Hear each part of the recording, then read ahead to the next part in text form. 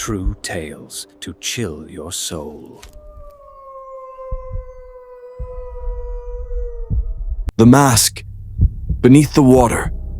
A childhood horror. When I was around 5 years old, I used to spend a lot of time playing by the water. Not because I couldn't swim or anything, but just because I liked rolling around in the shallow parts, feeling the cool water on my skin. It felt safe, familiar. But there was this one day, I can't forget it. Something really strange happened. Before I even knew what was going on, I felt weird, like a sadness, but not the kind you cry about. It was this heavy, unsettling feeling that just sat on my chest. I didn't understand it at the time. I tried to ignore it. I even laughed a little, played some more. But it never really left. I was splashing around, rolling over the same spot twice, when my hand suddenly brushed against something hard in the water. At first, I thought it was just a mask someone dropped or left behind. But when I grabbed it, it wasn't like any mask I'd seen before. It felt gross, like something I wasn't supposed to touch. There was this dried grass stuck to it and skin. Yeah, skin. But not like the skin on your hand. It was stiff and rough, like old leather stretched tight.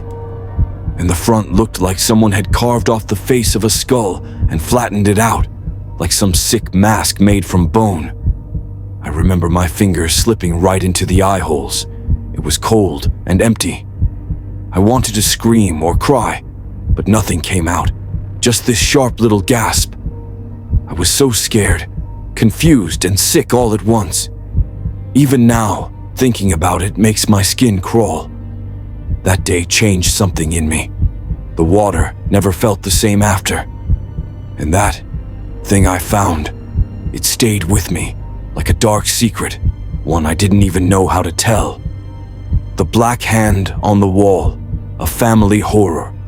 This story comes from my dad, back in 1993. He was just 12 years old, hanging out with his friend. Let's call him Mike, because honestly, he can't quite remember the name anymore. They were at my dad's house playing games late at night. Grandma was out with friends, or maybe shopping, and Grandpa wasn't around. So it was just those two boys, the door shut tight, lost in their game. Then, they heard something. It wasn't the front door opening or closing. It was something else, something strange. The kind of sound that sends a chill down your spine. They got quiet, confused, and definitely creeped out. Not wanting to take any chances, my dad grabbed a bat. Mike got something too. What exactly? No one remembers now. My dad's house back then was kind of a circle in shape, so to cover both sides, they split up. Dad went to the right, Mike to the left. They moved slowly, hearts pounding, scanning the empty rooms. But when they reached the other side, nothing. No sign of anyone or anything. Feeling a little relieved, they turned to head back the way they came. But then, they saw it. A black hand, unnaturally long, pressed against the wall. It was like it wasn't meant to be there, like it belonged to something not of this world.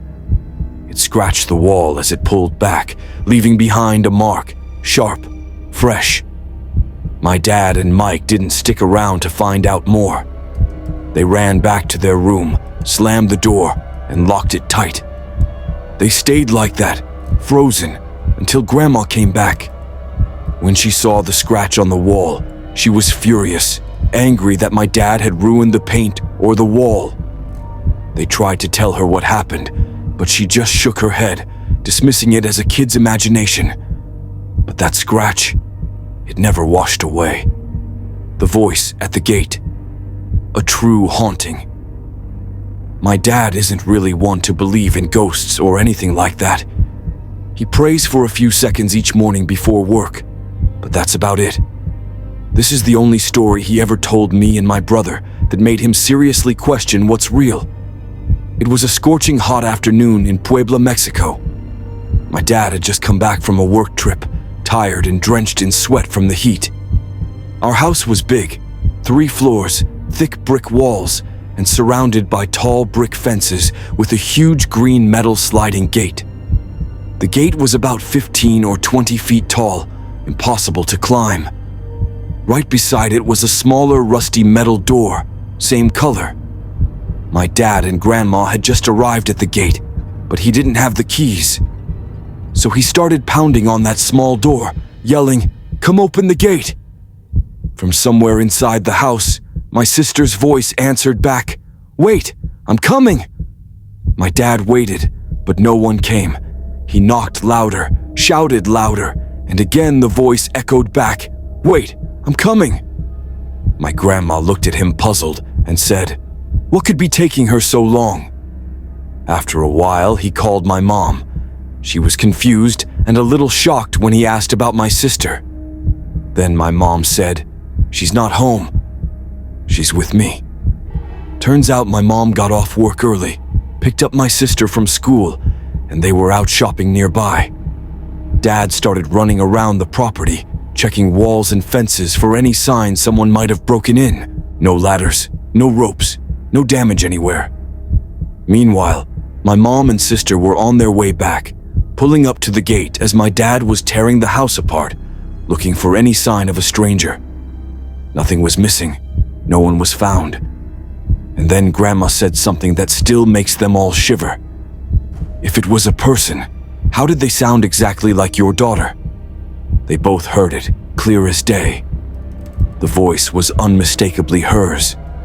After that day, my dad never saw the house the same way again. He always left a door open, just in case whatever it was came back. That house wasn't some creepy old cabin in the woods or a haunted mansion with a bloody history. It was just a piece of land my parents bought and built their home on, and it was haunted. The creature of Oakland, the Monkey Man legend. For decades, people in my area have whispered about a strange, terrifying creature lurking in the shadows. They say it's about 4 feet tall, weighs close to 300 pounds, and looks like a gorilla built from some twisted nightmare, but with ears like a bat or a cat. Folks say it's covered in patches of mangy fur, adding to its wild, terrifying appearance. The first time anyone really saw it was back in 1983 at a small diner in town. It was around 8 p.m., and the manager was just closing up for the night. Suddenly, he heard banging on the front window. Curious, he went to check it out, and what he saw was so frightening he called the police right away. When the cops arrived, they fired shots to scare it away. The creature bolted into the nearby woods, vanishing into the darkness. Then, 8 years later, came the most infamous incident. December 16th, 1991. At about 7:30 a.m., Sheriff Mike Doyle got a call from a terrified woman. "Some kind of monkeys out here attacking people," she told him. When the sheriff arrived, he found a gruesome sight: the body of a 17-year-old boy torn apart on the road. His upper lip and nose were missing, and both his hands and feet were gone.